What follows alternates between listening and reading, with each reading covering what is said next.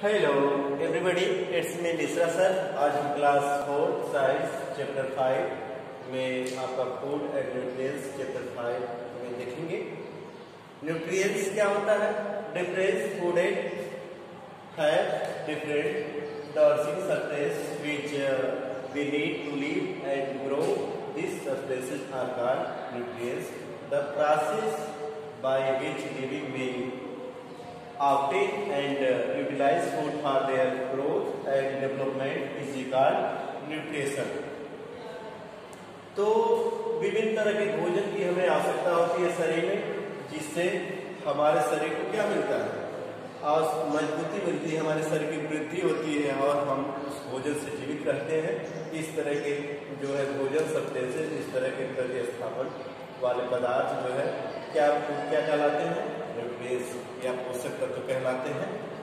और जब इस पोषक तत्व की प्रोसेस जब आगे बढ़ती है तो उससे वो जब यूटिलाइज हो जाते हैं और हमारे वृद्धि और विकास के लिए क्या हो जाते हैं?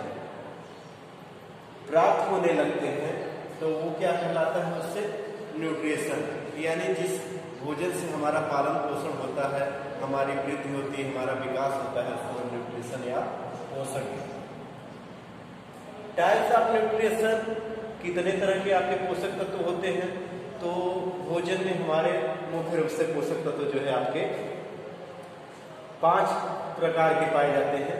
Carbohydrate, fats, protein, vitamin, mineral और कह सकते हैं रेफ्रिजरेंट वाटर।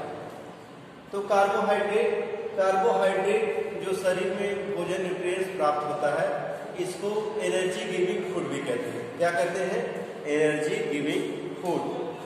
ये भोजन हमारे शरीर को ज़्यादा से ज़्यादा मात्रा में एनर्जी देते हैं और वो जिससे हम अपने कार्य कर सकते हैं, जैसे लिखना है, पढ़ना है, खेलना कूदना, जो भी कार्य हमको मिला या खेतों में है, तो उस सब के लिए हमको एनर्जी की जो आवश्यकता होती है कार्बोहाइड्रेट से मिलती है।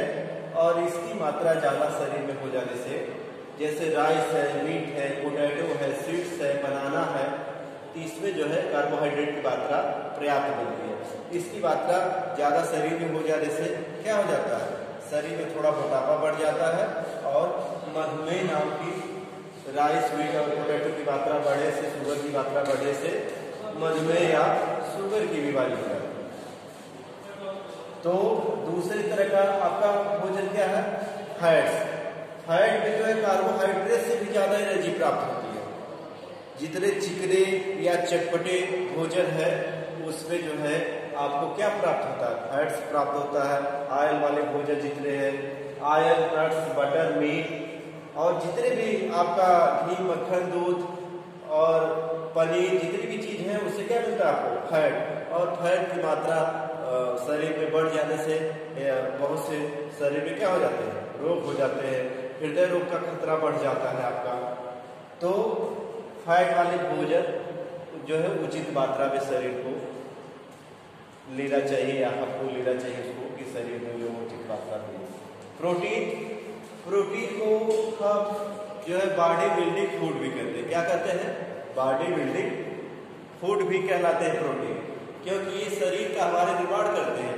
प्रोटीन की मात्रा कम हो जाने से शरीर की वृद्धि और विकास रुक जाता है और बीमारियां, वासारकोर और मारस दो तरह की कुपोषण की बीमारियां भी हो जाती है। और प्रोटीन से जो अच्छे से प्रोटीन किससे हमको प्राप्त होता है? फिश है, एग है, मीट है, पल्स है, बीन है, सोयाबीन है, इस सब चीजों से जो है हमको प्रोटीन प्राप्त होता है। प्रोटीन की पर्याप्त मात्रा से न होने से शरीर का विकास और वृद्धि रुक जाती है और साथ में बच्चों के या किसी के बाल भी प्रोटीन की कम मात्रा से जल्दी पकड़ने लगते हैं। और आपका इसके बाद विटामिन को प्रोटेक्टिव फूड भी कहते हैं, क्योंकि ये हमारे शरीर को रोगों से लड़ने के लिए जो है हमको इस भोजन से एनर्जी प्राप्त होती है। रोगों से लड़ने के लिए ये भोजन क्या होते हैं? हमारे लिए सहायक होते हैं। और ये विटामिन कैसे प्राप्त होते हैं आपको?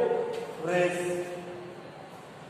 Fruit, vegetable, milk, meat and fish और विटामिन भी कई तरह के होते हैं बच्चों। विटामिन आपके जो है vitamin A, vitamin B, vitamin C, vitamin D, vitamin A और विटामिन के, ये मुख्य विटामिन होते हैं।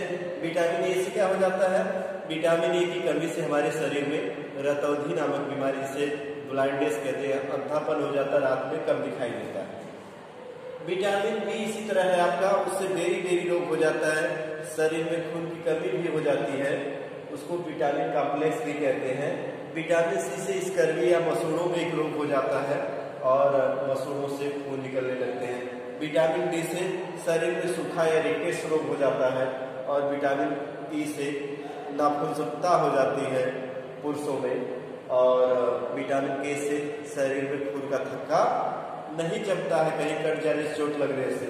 तो विटामिन हमारे शरीर के लिए बहुत ही आवश्यक।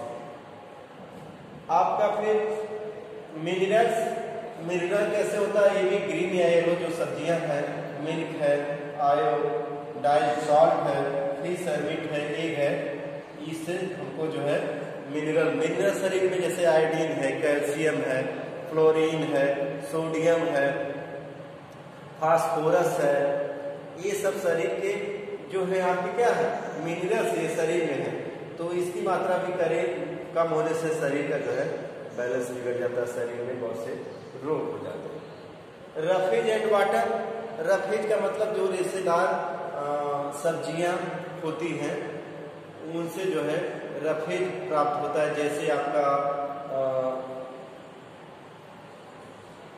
जैसे आपका रेडिश है, कैरेट है, क्यूकम्बर है, तो इन सबसे जिससे सलाद और ये भोजन को पचाने में मददगार करते हैं। और वाटर की आवश्यकता क्या होती है, किसी भी भोजन को द्रव बना देते हैं और वो पचने में आवश्यक करते हैं, क्योंकि भोजन पानी की मात्रा हमारे शरीर की 70% से कम है, इसलिए पानी को संतुलित नहीं बनाएंगे तो शरीर में निर्जलीकरण, डिहाइड्रेशन हो जाएगा और बहुत से रोग हो जाएंगे, शरीर में आपको थकावट या कमजोरी महसूस होने लगेगी। इसके बाद ये बैलेंस डाइट, जब right amount of the carbohydrate, fats, protein, vitamin and mineral जब उचित मात्रा में इस भोजन को लिया जाता है तो उसको हम कहते हैं बैलेंस डाइट।